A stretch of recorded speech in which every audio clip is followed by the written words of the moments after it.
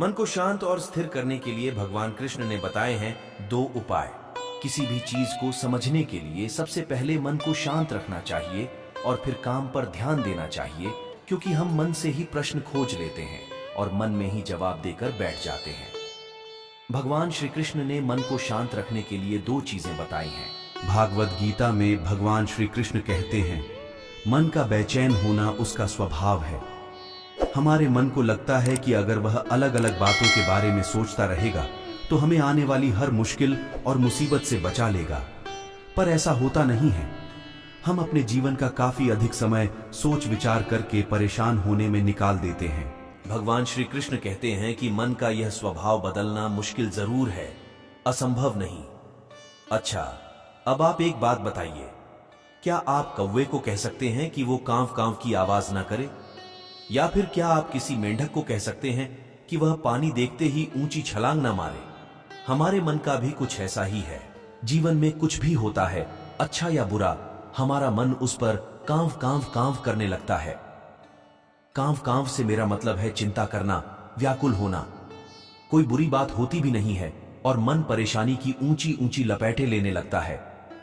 कभी कभी तो मुझे ऐसा लगता है कि हम में से कई लोग सिर्फ परेशान होने के लिए जीते हैं। सारी परेशानी, पीड़ा, दुविधा अक्सर हमारी मन की बनाई हुई कहानियां होती हैं। भगवान श्री कृष्ण हमें हमारे मन को शांत और स्थिर करने के लिए 2 उपाय देते हैं। पहला, ध्यान लगाना या योगा करना। दूसरा, वैराग्य भाव सीखना। अब ध्यान या योगा शब्द सुनते ही आप में से कई लोग कहेंगे कि आप आंख बंद कर सांसें अंदर बाहर नहीं ले सकते। यहां हम सब गलती कर बैठते हैं।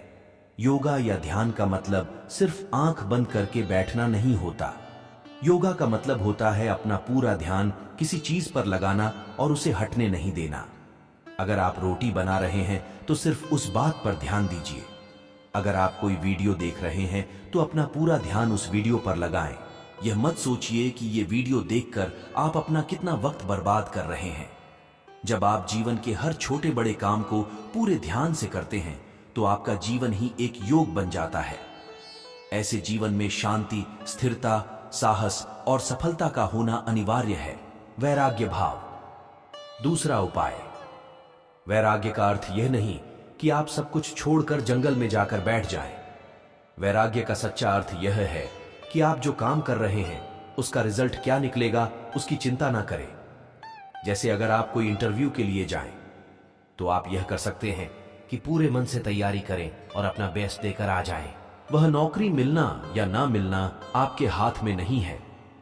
इस नतीजे के पीछे अलग अलग चीजें हैं जो आपके बिल्कुल कंट्रोल में नहीं।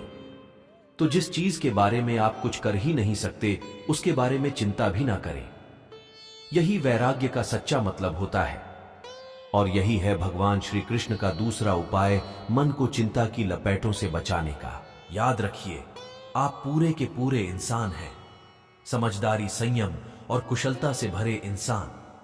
आपका मन जब भी कौवे की तरह अलग अलग बातों पर आपको परेशान करने लगे तब अपने मन को भी प्यार से समझाइए और शांत कर लीजिए। बस अपने ऊपर विश्वास रखिए कि आप कभी अपना बुरा नहीं होने देंगे।